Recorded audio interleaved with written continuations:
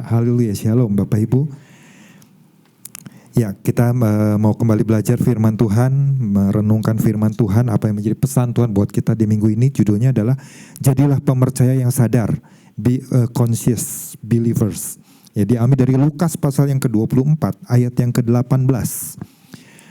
Dikatakan begini, seorang dari mereka namanya Kleopas menjawabnya, adakah engkau satu-satunya orang asing di Yerusalem yang tidak tahu apa yang terjadi di situ pada hari-hari belakangan ini? Nah, Bapak Ibu, menjelang berakhirnya tahun 2025, yang tinggal 1 minggu lagi, kalau Tuhan memberikan pesan ini buat kita, kemarin Bapak Ganu sudah bersama, wah ini teguran lagi nih, ya. Artinya, yuk mari kita menjadi orang-orang percaya yang senantiasa terus sadar, ya. Jangan justru menjadi orang percaya yang sebaliknya, orang percaya yang tidak sadar, ya. Nah, kita diingatkan jangan jadi orang percaya yang tidur, apalagi kita juga jangan jadi orang percaya yang pingsan. Ketika saya merenungkan pesan Tuhan ini, saya ingat dulu waktu SMP SMA lah, saya lupa ada 3 kali saya pernah ngalami pingsan, ya. Karena pada waktu itu sakit demam, ya. Waktu itu mau ketok ke kamar kecil toilet. Kemudian setelah selesai jalan entah gimana, jatuhnya pun gimana nggak sadar, ya, kemana arahnya pun nggak tahu, ya, tahu-tahu udah gelap seperti itu, dan tahu-tahu sekian detik kemudian udah diranjang, ya, jadi nggak tahu berapa lama saya pingsannya nggak tahu, ya, itu 3 kali saya rasanya ngalami hal seperti itu, dan ya memang pada waktu orang pingsan itu nggak tahu apa yang sedang terjadi, gelap aja seperti itu, ya, apa waktu-waktu yang terlewat seperti beberapa saat itu, ya nggak tahu apakah orang-orang yang ada di sekitar saya tahu dan sebagainya atau bagaimana tindakannya, saya nggak bisa tahu, ya.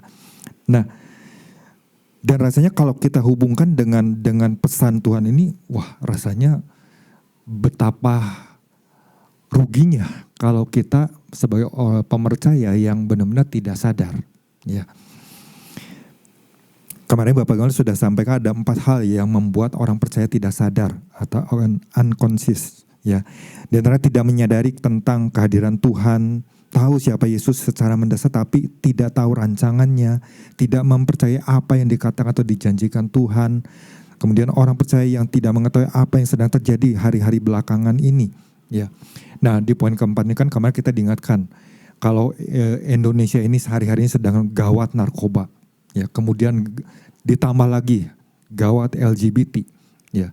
Nah, saya juga ada dengar bahwa hari-hari ini, ya, di Indonesia juga ada begitu banyak pasangan anak-anak muda, ya, yang tidak mau menikah, tapi mereka punya kekasih, punya pasangan, ya, punya kekasih, kemudian melakukan hubungan layaknya suami istri, tapi khususnya ini anak laki-laki, mereka tidak mau mengambil tanggung jawab sebagai seorang kepala keluarga. Betapa menyedihkannya kalau punya pemikiran seperti itu. Sedangkan Tuhan menciptakan, ya, laki-laki dan perempuan itu untuk satu tujuan, melahirkan keturunan ilahi. Wah, ini kan berarti kalau kita aja udah tahu, oh mungkin kita tahu, oh hari-hari ini gawat narkoba. Tentu kita prihatin. Nggak mungkin kita bersikap, masa bodoh lah. Tentu kita prihatin. Ya, harusnya itu yang kita ambil tindakan seperti itu. Dan kita mungkin berpikir, aku nggak mau di dalam keluargaku ada orang-orang di dalam keluargaku yang terlibat mungkin di dalam narkoba atau terlibat dalam LGBT. Atau mungkin anakku nanti sebagai anak laki-laki, oh dia begitu takut untuk menikah karena nggak mau mengambil tanggung jawab. Padahal dia punya kekasih misalnya. Ya. Nah, ini yang perlu kita sama-sama renungkan, ya. Saya mau baca kembali, ya, bacakan kembali apa yang menjadi pesan Tuhan buat kita umatnya, ya, poin-poin pentingnya aja, ya. Akan ada banyak hal terjadi di hari-hari ke depan. Keadaan tahun depan mungkin tidak lebih baik dari tahun 2025 ini. Apapun yang mengejutkan bisa terjadi, ya. Tetapi ingat, Tuhan tidak mau umatnya menjadi orang-orang yang tidak tahu apa-apa dengan apa yang akan terjadi atau sedang terjadi, ya. Tuhan tidak mau umatnya tidak tahu akan apa yang sedang Tuhan akan lakukan di tengah umatnya. Ya, artinya sekian banyak hal yang kita tidak tahu seperti apa, ya, banyak hal yang akan Tuhan lakukan, banyak hal luar biasa yang akan Tuhan perbuat. Ya. Nah, tapi di sini Tuhan ingatkan, ya, dibutuhkan orang-orang percaya yang menangkap apa yang sedang Tuhan lakukan atau apa yang akan Tuhan lakukan. Ya. Nah, kalau kemarin sudah diingatkan juga oleh Bapak Gembala, kalau kita, ya, atau mungkin sebagian orang-orang percaya, ya, mungkin tidak menyadari, ya, tentang hal ini, maka waktu Tuhan melakukan sesuatu yang dahsyat, sesuatu yang luar biasa, ya tentu aja nggak sadar juga, ya, karena memang nggak tahu gitu seperti itu. Ya, nah ini kan betapa sangat disayangkan lewat begitu aja, ya, sehingga orang percaya akan kehilangan banyak hal, ya. Nah, Tuhan mau kita menjadi orang percaya yang segera sadar, orang percaya yang cepat tanggap, ya, bukan orang percaya yang pingsan atau orang percaya yang conscious, ya, bukan yang unconscious, ya. Nah, hal apa yang perlu kita dipahami? Kemarin ada dua hal yang dibagikan Bapak Gembala. Yang pertama, bangun ulang manusia rohani kita dan belajar mencerna dan memikirkan apa yang ada di pikiran Tuhan, ya. Kemudian poin yang kedua, bangun dan buat diri kita terus berkobar-kobar dalam Tuhan sehingga dapat membuat pilihan yang tepat, ya, pilihan-pilihan yang tepat. Nah, dua poin ini aja Bapak Ibu coba renungkan baik-baik. Ya, ada banyak hal yang mungkin kita bisa merecek kembali. Oh, ternyata mungkin manusia rohani saya ini harus saya ulang kembali, harus saya tata kembali, ya, supaya saya bisa belajar mencerna, saya belajar memikirkan apa sih yang ada di dalam pikirannya Tuhan. Kemudian kita coba untuk menyelaraskannya. Kemudian kita juga harus membuat diri kita untuk terus berkobar-kobar, ya. Artinya dari diri kita sendiri, ya. Sehingga kita bisa buat pilihan-pilihan yang tepat. Nah, pagi hari ini, ya, hal apalagi yang perlu untuk kita pahami berkaitan dengan pesan Tuhan ini agar kita tidak menjadi orang percaya yang tidak menyadari, ya. Yang pertama, bangun manusia rohani kita semakin kokoh, ya. Semakin kokoh sehingga tidak mudah goyah dan melangkah maju di dalam Tuhan apapun kondisi keadaan kita. Ya, saya ulang. Bangun manusia rohani kita semakin kokoh sehingga tidak mudah goyah dan melangkah maju di dalam Tuhan, ya, apapun kondisi keadaan kita. Ini saya ambil dari Lukas pasal yang ke-24 ayat yang ke-13-14. Di situ dikatakan, pada hari itu juga dua orang dari murid-murid Yesus pergi ke sebuah kampung bernama Emmaus yang terletak kira-kira 7 mil jauhnya dari Yerusalem. Dan mereka bercakap-cakap tentang segala sesuatu yang telah terjadi. Perjalanan dari Yerusalem ke kampung Emmaus, memang 7 mil itu nggak terlalu jauh, ya. Alkitab ada yang menerjemahkan sekitar 10 km, ada juga yang menerjemahkan sekitar 11 km. Atau kalau mungkin dicari di Google tepatnya itu berapa. Ada yang tulis 12,1, ada yang tulis 12,5. Ya, memang kita bukan membicara tentang masalah jarak. Boleh dikatakan nggak terlalu jauh lah, ya, nggak terlalu jauh.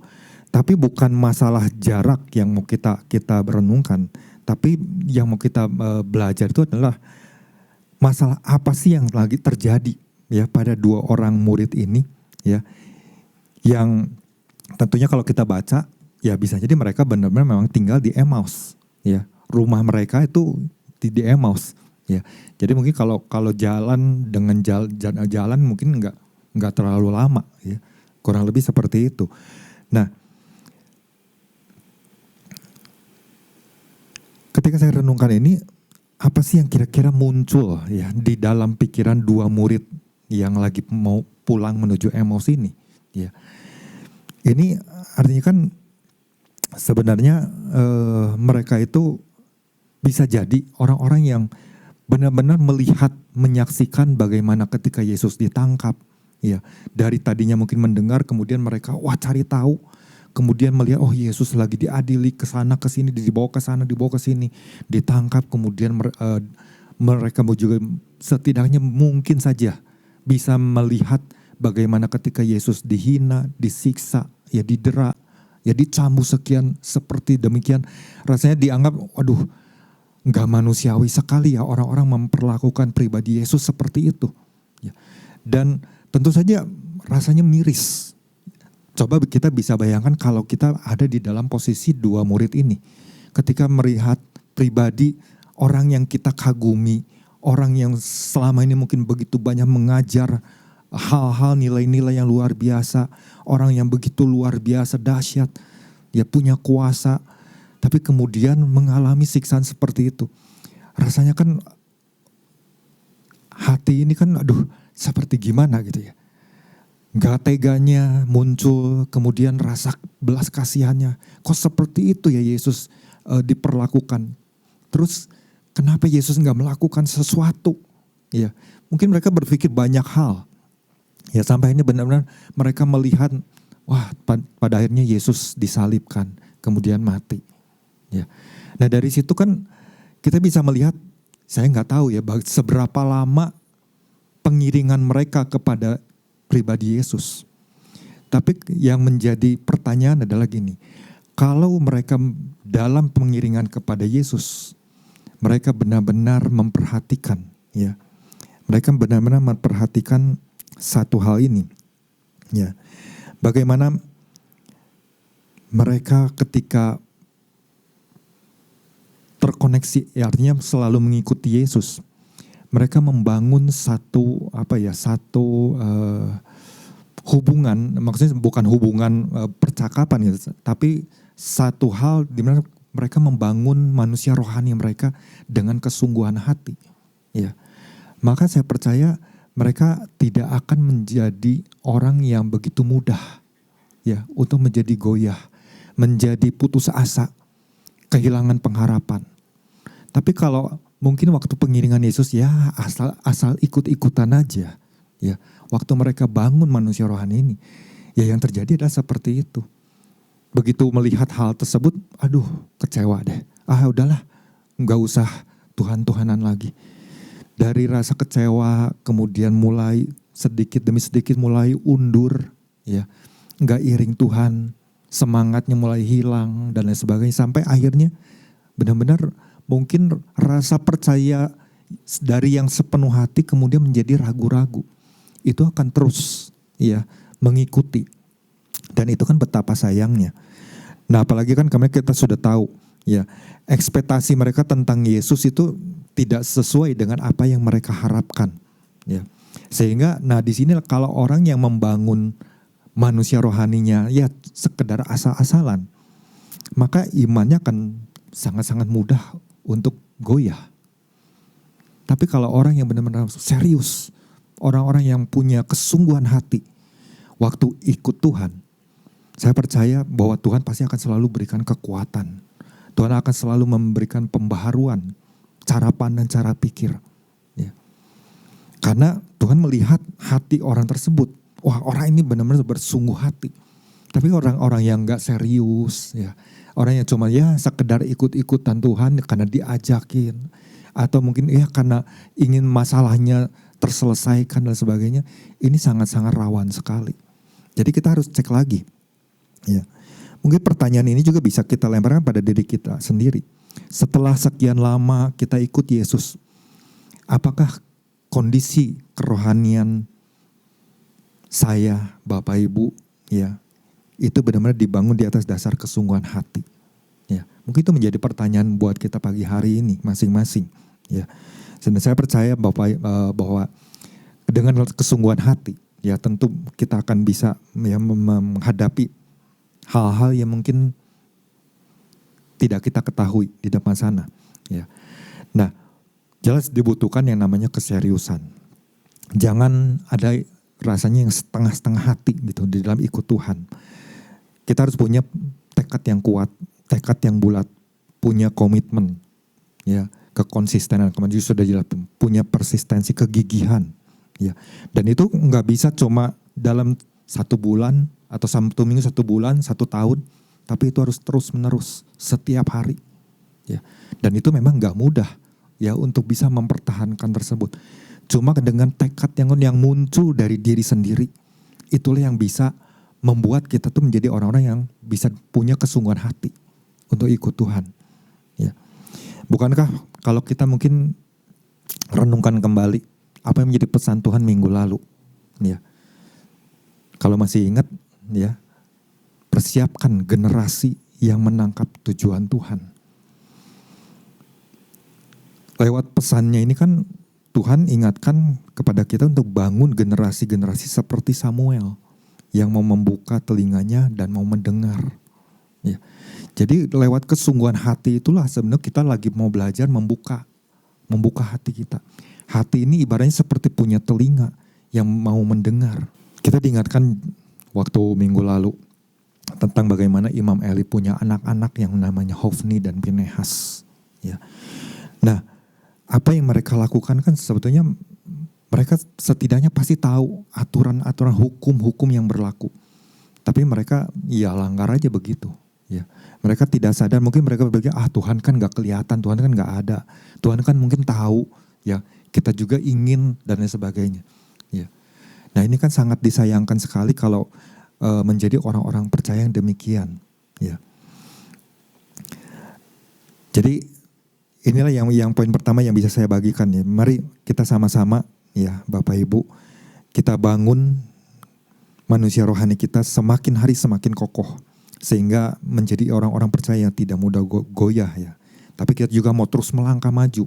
Jadi jangan cuma berpuas diri tapi mau melangkah maju ya di dalam Tuhan. Apapun ya kondisi yang saat ini sedang Bapak Ibu hadapi, apapun yang mungkin di depan sana yang kita tidak lihat akan terjadi. Ya. Itu yang pertama. Nah yang kedua poinnya saya ambil tidak jauh dari apa yang ada di dalam inti pesan Tuhan yang kemarin Bapak Gaul sampaikan. Di mana kita diingatkan Tuhan mau kita menjadi orang percaya yang segera sadar. Orang percaya yang cepat tanggap. Ya, bukan orang percaya yang pingsan. Ya. Nah jadi poinnya bangun diri kita menjadi orang percaya yang selalu tanggap. Artinya ya itu kalau kita ada diingatkan, ayo jadi orang percaya cepat tanggap, ya berarti mulai harus bangun, ya bangun diri kita menjadi orang percaya yang selalu cepat tanggap dengan perkataan Tuhan. Ya. Perkataan Tuhan itu lewat apa? Lewat pesan-pesan yang kita terima setiap minggunya, lewat pembacaan firman, ya. Dan kemudian apakah berhenti sampai di situ? Enggak. Ya, kalimat lanjutnya, jangan cepat berpuas diri karena masih ada tanggung jawab yang Tuhan percayakan. Ya. Jadi waktu kita terima perkataan Tuhan ini, wah udah selesai ini. Enggak, kita jangan cepat berpuas diri tapi kita harus sadar masih ada loh di depan sana tanggung jawab yang harus kita selesaikan. Kata tanggap ya dalam Kamus Besar Bahasa Indonesia itu artinya cepat memahami, cepat menyadari dan merespon suatu keadaan atau suatu informasi atau masalah dengan sungguh-sungguh. Ya. Itu yang namanya tanggap. Tanggap juga bisa berarti peka, cekatan, baik secara fisik maupun intelektual. Nah, waktu dua murid ini setelah mereka mendapat teguran ya dari Yesus di ayat yang ke-25, di bagaimana Yesus katakan betapa bodoh dan lambatnya, ya. Nah, kalau orang yang tidak cepat tanggap, dia akan lempeng aja. Masa bodoh lah, ya. Tapi kalau orang yang cepat tanggap, dia langsung merespon, dia langsung nangkep. Loh, Yesus sudah negur kita nih, ya. Berarti apa nih yang harus saya lakukan, ya? Mungkin beberapa saat mereka masih sedikit belum memahami. Sampai kemudian kan kita tahu lewat percakapan tersebut apa yang Yesus lakukan. Yesus kembali menyampaikan tentang dirinya. Kemudian menyampaikan dari kitab-kitab Musa sampai kemudian apa yang nabi-nabi katakan, ya, segala kitab nabi-nabi. Nah, waktu Yesus sampaikan kembali kepada dua orang ini yang lagi berjalan pulang, hati mereka itu seperti tergugah. Kok ada sesuatu yang tiba-tiba pikiran mereka itu seperti disegarkan. Langsung klik, ibaratnya seperti itu. Ya. Nah ini kan sesuatu yang luar biasa. Ya. Tapi kalau orang yang benar-benar nggak sadar, ya Yesus mau ngomong apapun, wah udahlah pokoknya udah nggak mau didengar. Ibaratnya udah tutup telinga. Ya. Dan kita bisa melihat bagaimana dua murid ini responnya kan begitu baik. Ya. Jadi waktu mereka mulai tergugah nih hatinya, waduh, mereka pikir ini pribadi ini begitu luar biasa ya, menerangkan tentang siapa Yesus, ya kemudian dari kitab Musa dan segala apa yang nabi-nabi sudah katakan. Jadi mereka ingin, oh kalau gitu ayolah, ini kan udah menjelang sore ya, udah menjelang malam ya, matahari juga udah mulai terbenam, udahlah lebih baik mampir di rumah kami ya. Mungkin bisa menginap ya, baru besok melanjutkan perjalanan. Kurang lebih seperti itu kan, mereka masih belum terbuka ya. Cuma baru hatinya aja yang tergugah seperti itu. Tapi begitu ada satu kesempatan mereka bersekutu, makan roti, kemudian Yesus mengucap berkat. Dan tiba-tiba di situ kok tiba-tiba mereka tuh seperti dibukakan mata mereka ya, dan mereka langsung mengenali siapa yang ada di hadapan mereka. Tapi begitu sadar dengan apa yang terjadi, waktu Yesus tiba-tiba menghilang. Dan Alkitab mencatat ketika hal itu terjadi, apa yang mereka lakukan? Respon apa? Mereka begitu tanggap. Mereka walaupun hari sudah menjelang malam, atau mungkin setelah mereka sampai ya ke rumah mereka, dua murid ini bersama dengan Yesus kemudian makan, berarti kan bisa dikatakan hari sudah mulai gelap. Tapi apa yang dua murid ini lakukan? Mereka segera balik ke Yerusalem. Mereka tidak menunda-nunda, udahlah besok lah. Hari udah malam, udah lebih baik istirahat dulu. Enggak. Mereka langsung ya kembali ke Yerusalem. Dan waktu sampai Yerusalem, mereka mendapati murid-murid Yesus lagi berkumpul. Dan mereka langsung ceritakan apa yang mereka alami. Ya. Nah ini kan sesuatu yang boleh dikatakan respon yang luar biasa, tanggap. Tapi apakah mereka berpuas diri? Bisa jadi mungkin pada saat itu ya cukup berpuas diri lah. Ya. Oh aku udah ketemu sama Yesus, benar Yesus udah bangkit. Ya. Dan Yesus menampakkan diri, mungkin seperti itu yang mereka sampaikan kepada murid-murid. Ya. Jadi kita harus percaya. Tapi kemudian waktu mereka sedang asik bercerita seperti itu, tiba-tiba Yesus muncul. Ya. Yesus ada. Nah waktu Yesus ada, ternyata murid-murid yang ada di sana mereka kaget. Ya. Dan apa yang Yesus katakan?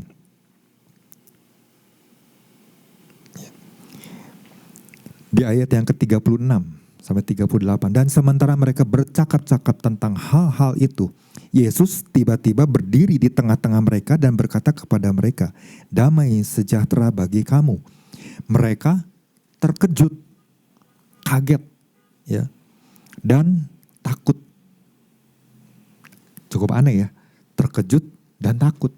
Kalau Yesus bangkit harusnya kan mereka bersuka cita, tapi kenapa mereka tetap takut? Dan menyangka bahwa mereka melihat hantu. Wah, ini kan sesuatu yang rasanya cukup menyedihkan juga ya. Udah melihat pribadi Yesus, kenal pribadi Yesus, kenal mungkin wajahnya Yesus, tapi mereka masih ya ada dalam tengah-tengah lah. Kok masih melihat pribadi Yesusnya seperti hantu? Ya, enggak langsung percaya seperti itu. Ya, sampai kan kalau Bapak Ibu baca selanjutnya kan bagaimana kemudian sampai akhirnya Yesus tanya ada makanan apa enggak, sampai kemudian mereka bisa makan bersama. Nah setelah makan bersama, Yesus kembali mau membuka pikiran mereka. Dan apa yang Yesus katakan? Ya di ayat yang ke-48, kamu adalah saksi dari semuanya ini. Nah dari ayat inilah sebetulnya kita bisa sadar bahwa jangan kecepat kita berpuas diri, tapi masih ada loh tugas, masih ada loh tanggung jawab yang harus kita selesaikan. Jadi sadar nggak gitu? Ya. Kenapa Yesus pilih kita? Kenapa Yesus mengangkat kita, memanggil kita? Oh ternyata masih ada hal-hal yang harus kita bereskan. Ya. Nah kembali kepada pesan Tuhan di minggu lalu, ya, tentang persiapkan generasi yang menangkap tujuan Tuhan.